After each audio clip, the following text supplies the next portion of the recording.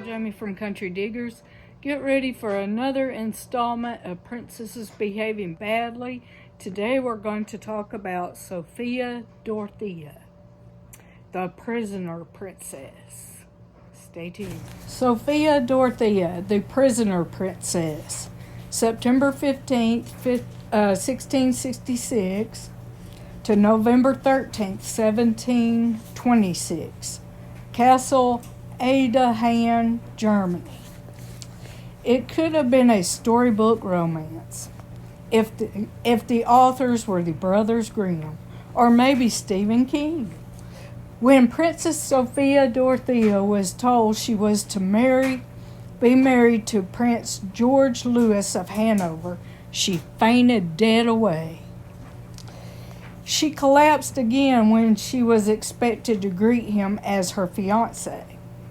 And when she was given a diamond-studded miniature portrait of her betrothed, she dashed it against the wall, screaming, "I will not marry the pig snout."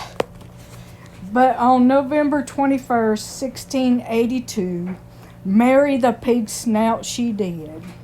It was probably the worst mistake of her life. Sophia Dorothea of Celle, Celle, was born in northwest Germany in 1666. The only child of George William, the Duke of Brunswick-Lüneburg. She was a romantic and flighty child, but was expected to fetch a fine husband. And at age 16, she did just that. Her fiancé, 22-year-old George Louis, was her first cousin and the son and heir of the Elector of Hanover, ruler of the most important principality in Germany. He was also in line for the British crown and would be the future George I of England. The pair had known each other for much of their young adulthood, and they didn't like each other one bit. Though Sophia Dorothea was reckoned by most to be pretty witty, and vicarious, George regarded her as his social inferior, a bastard child whose parents didn't marry until she was nearly 10 years old. Sophia Dorothea thought George was cold, rude, and overly formal. He was known in Hanover as the pig snout, owning to both his appearance and his attitude. The truth is, even George's own mother didn't like him very much. In a letter to a niece, she declared him the most pig-headed, stubborn boy who ever lived, and who has round his brains such a thick crust that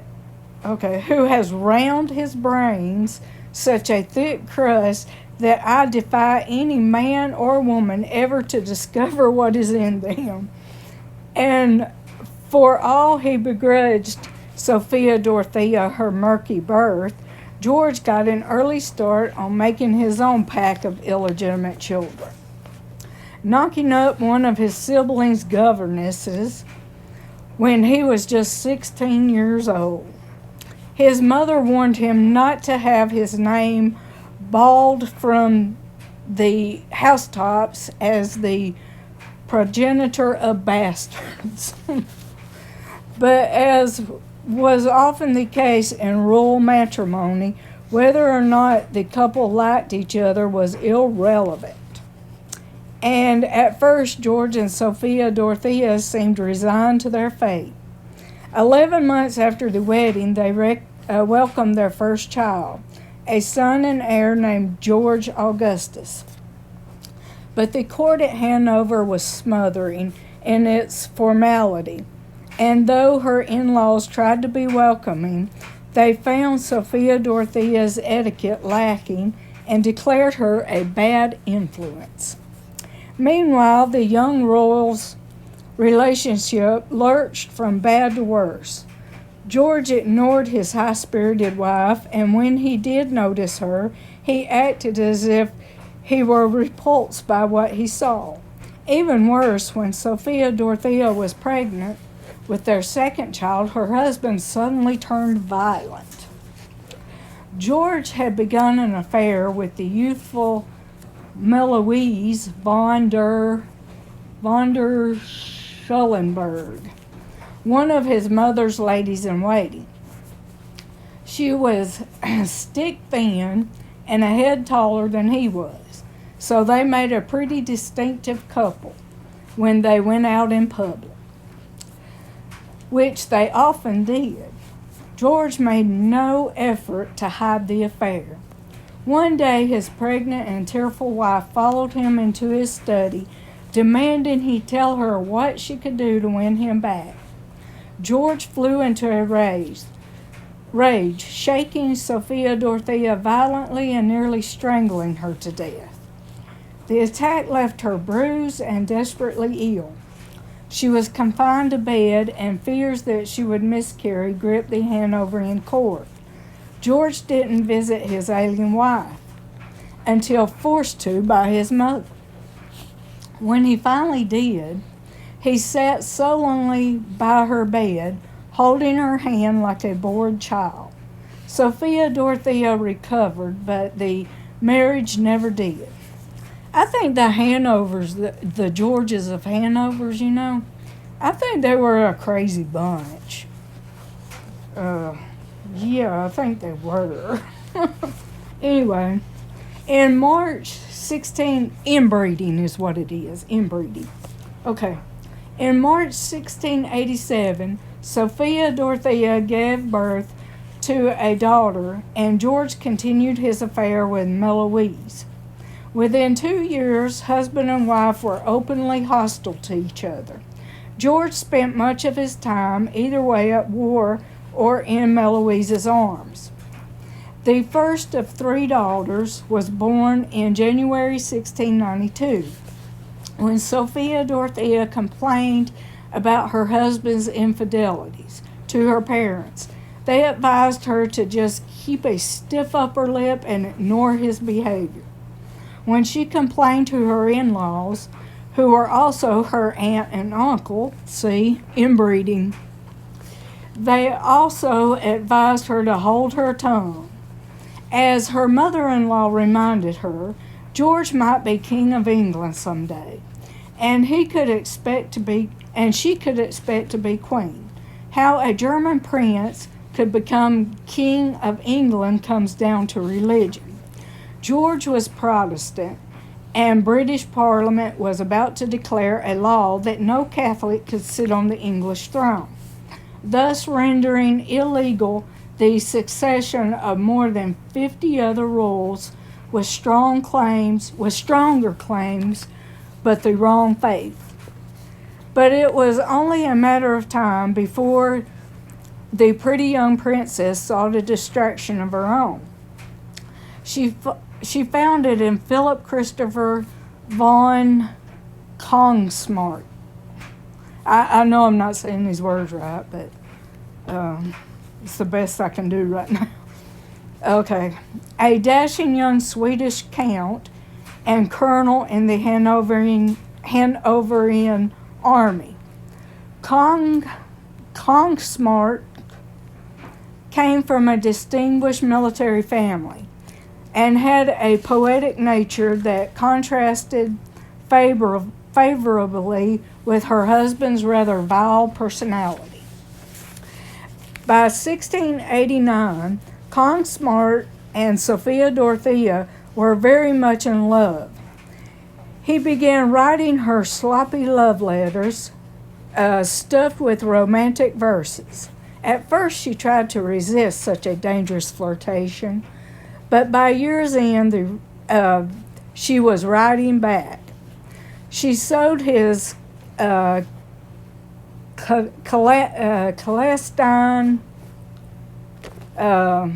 epithets into the linings of curtains or hid them in play card boxes in her room. He would find hers tucked into his hat or gloves by her trusted lady-in-waiting. It wasn't long before their letters shifted from the courtly pantomime of love to something more intimate. The depth of their affection is clear by April 1691, when Consmart signed off with, "I embrace your knees." By March of the next year, their correspondence contained references to the act of monitor a cheval, which is horseback riding. Wink, wink. But yeah, horseback riding. The transports of passion they experienced together.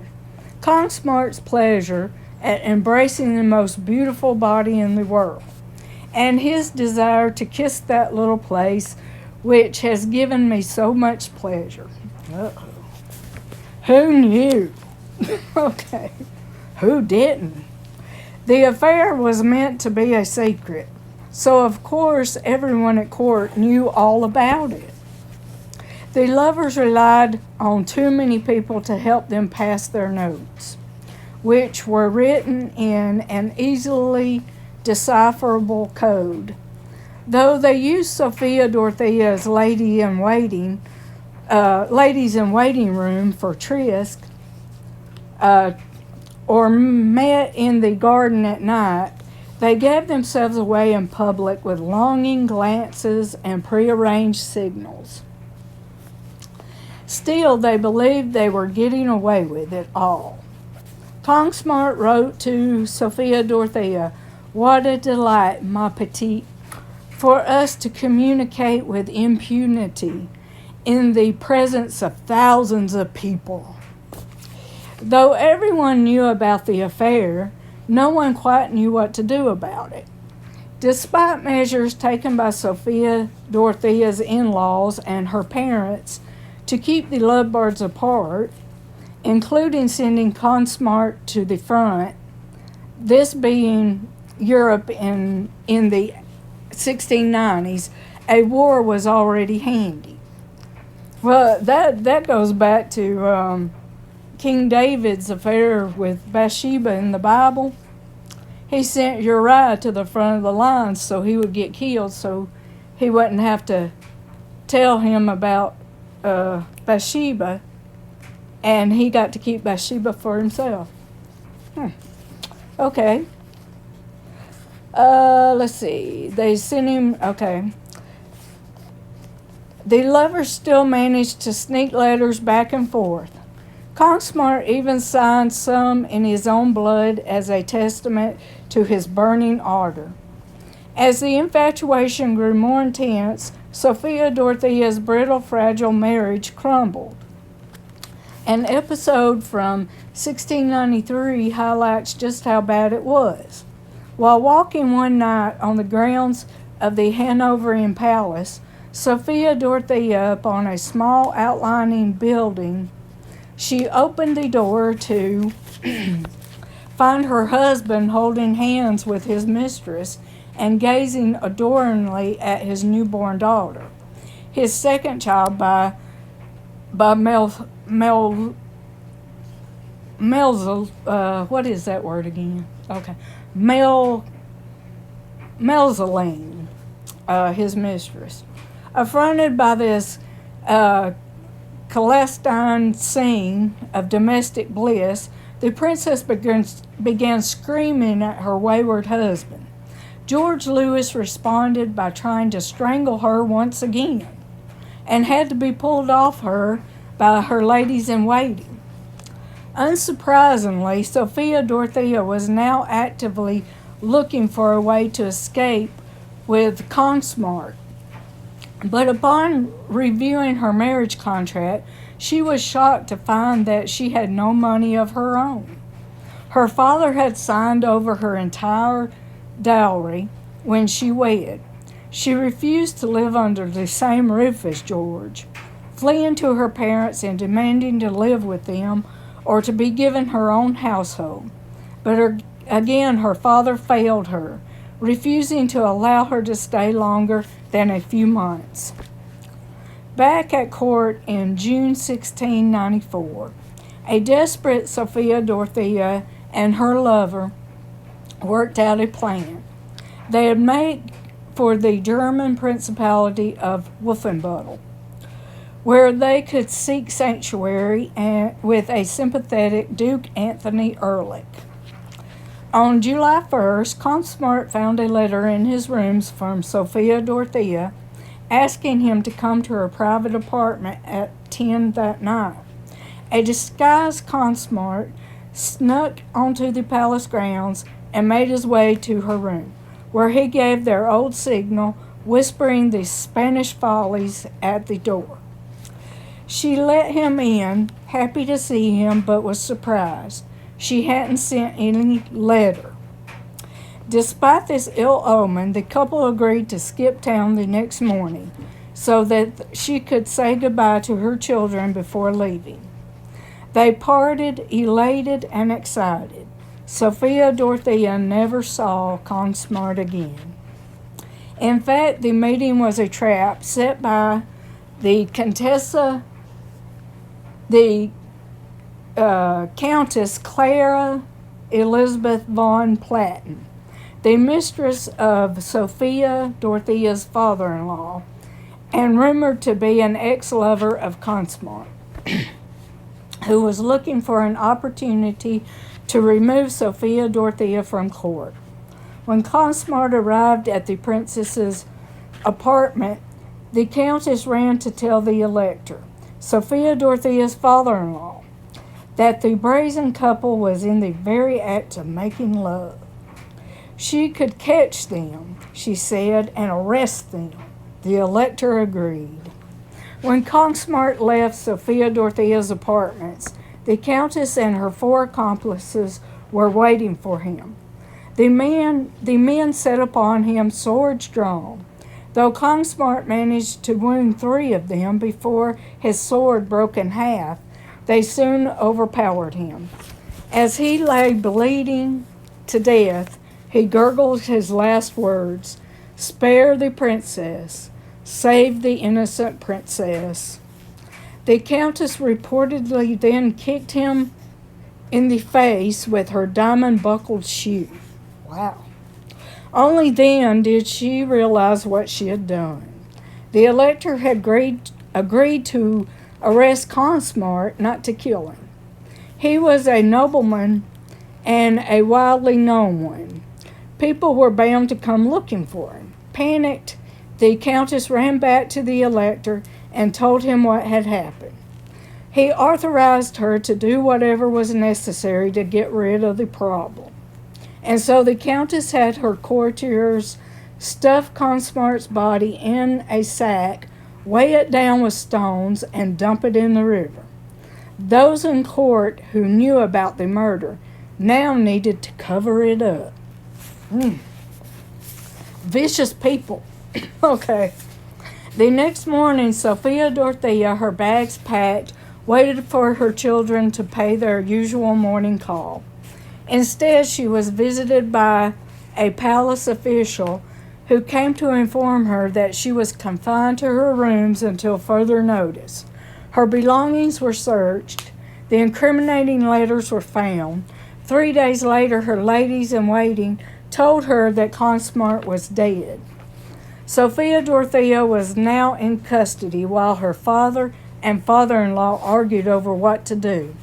A divorce was clearly necessary, but they also knew that pressing the adultery angle would produce uncomfortable questions all around. Yeah, like a double standard hypocritical one right here. Okay. The only viable solution was to claim desertion on her part. Thus, on December 28, 1694, the marriage was dissolved as the guilty party. Sophia Dorothea would not be permitted to remarry, but at least should be free. Wrong. Yet again, her father betrayed her. Part of his agreement stipulated that Sophia Dorothea would remain a state prisoner at the castle of Alden, an estate protected by a river on one side and a moat on the other. The concern was that Sophia Dorothea might make a tempting hostage for George Louis's political rivals, notably France and those Britons who resisted the imposition of a German rule on the English throne. The 28-year-old princess simply could not be at liberty for the rest of her life. It wasn't until she was locked away that Sophia Dorothea understood the full horror of what was happening. She was cut off completely from her two young children. Her father refused ever to see her again and would not allow her mother to visit. All her servants were forced to take an oath of loyalty to the elector and encouraged to report anything suspicious.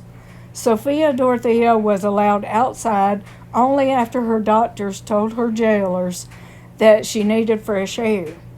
Even then, she was permitted nothing more than a short walk in the back garden under guard. Entire areas of the castle were off limits. Once a fire started near her wing, but escape would have taken her through a gallery that was forbidden to her. Trapped, she waited at the threshold, clutching her jewelry box for someone to escort her to safety. The German public and nobility were shocked by Sophia Dorothea's unjust punishment, but the several attempts to rescue her failed. Now called the Duchess of Alden, this is spelled Ahlden, so I don't think it's Alden, or it could be, I don't know. Anyway, she spent the last 33 years of her life at the castle. She died on November 13th, 1726, at the age of 60. So she was locked up from 28 years old to the age of 60. 33 years. Wow. For doing what the king did. Doing just what the king did. The day he heard the news, George, now King of England, went to the theater to see a comedy.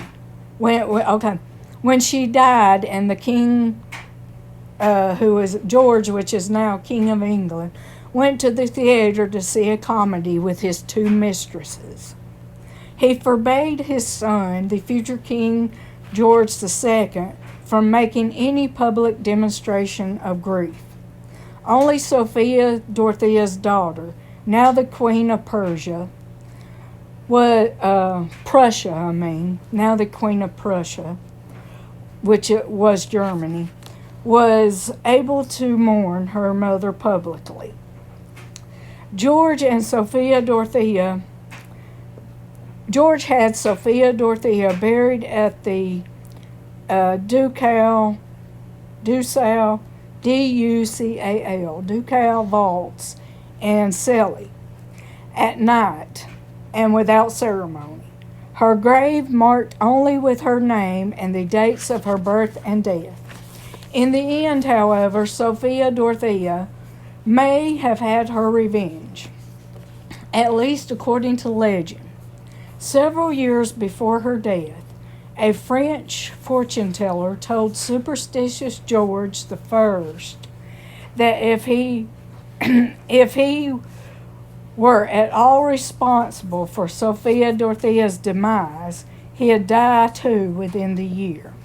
She had been paid to say that by Sophia Dorothea's mother. The pronouncement spooked him, though not enough to free his poor ex-wife. But that wasn't all. On her deathbed, Sophia Dorothea supposedly cursed his name and wrote him a letter reproaching him for his cruelty. The letter reached him on June 21st, 1727. Reading her last words, calling him to appear before God and account for his crimes. George supposedly had a stroke and died. Served him right, huh? All right, well, as I've said before, I'm glad I don't belong to royalty. Or that I'm rich. I'm glad I'm not rich either, because it just brings heartache. All right, see you back soon. Bye.